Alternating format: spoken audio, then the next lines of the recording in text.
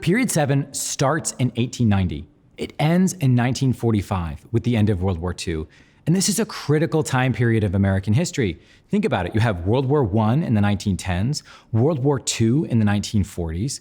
So there's so much to pack into this that the test writers have instructed teachers to spend 17% of the time in an AP class on this time period alone.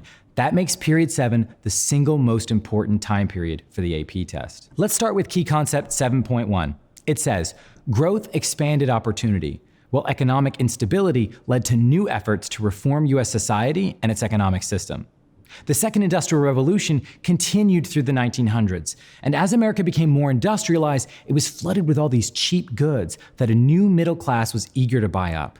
By 1920, more Americans lived in cities than in the countryside for the first time. We were an urban nation, and we were never going back. But all this industrial change created some problems. These new cities were crowded. There was political corruption at the local level, economic uncertainty, and high crime in most American cities. So a group of reformers called progressives, and that's capital P progressives, began to call for greater government action and political and social measures to address these new problems. That's what this key concept is really all about, the progressive era of reform. One group of progressives you want to pay attention to were called muckrakers, and they were journalists who were exposing unsafe working conditions, contaminated food services, and political corruption at the local level. You can think of those iconic images from Jacob Riis's How the Other Half Lives, or the vivid descriptions of the meat industry from Upton Sinclair's The Jungle. Many progressive era reformers were from middle and upper classes, and many of them were women. At the federal level, the progressives really wanted new legislation and even amendments to the Constitution that they thought could regulate the economy, expand democracy, and even reform society. Now, the progressives succeeded in getting several amendments to the Constitution. According to the official curriculum, you need to know two. The first was the 18th Amendment. That was prohibition. That's when alcohol became illegal during the 1910s and 20s. The second was the 19th Amendment, and that was for women's suffrage. That's when women in all the states of the Union could vote. During the same time, we also see the rise of the modern conservationist movement. Conservationists wanted to protect America's natural landscape from industrial expansion and destruction. This is when we see the first national park system. While the progressives had a lot of successes, they weren't always unified. Some progressives supported Southern segregation, others ignored it. Some wanted popular participation in government, while others wanted a greater reliance on professional and technical experts to make the government more efficient.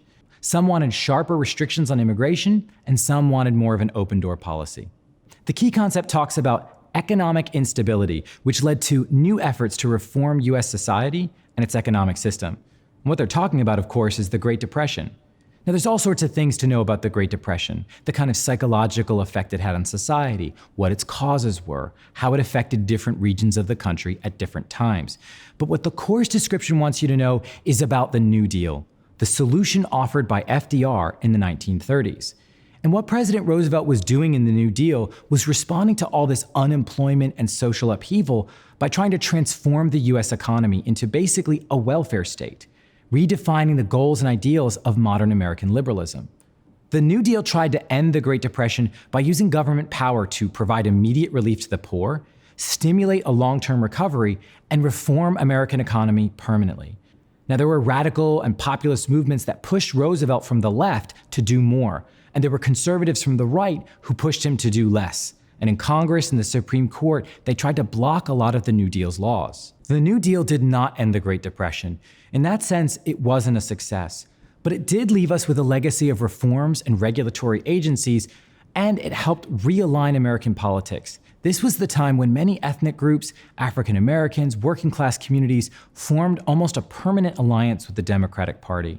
So as we think about our situation today, what we expect our government to do, how our political parties should be organized, they were determined during these early years of the modern welfare state, during the years of the New Deal. Key concept 7.1 is all about the forces that brought us into the Great Depression and the ones that brought us out, especially the New Deal, which began to realign American politics and the future of the federal government.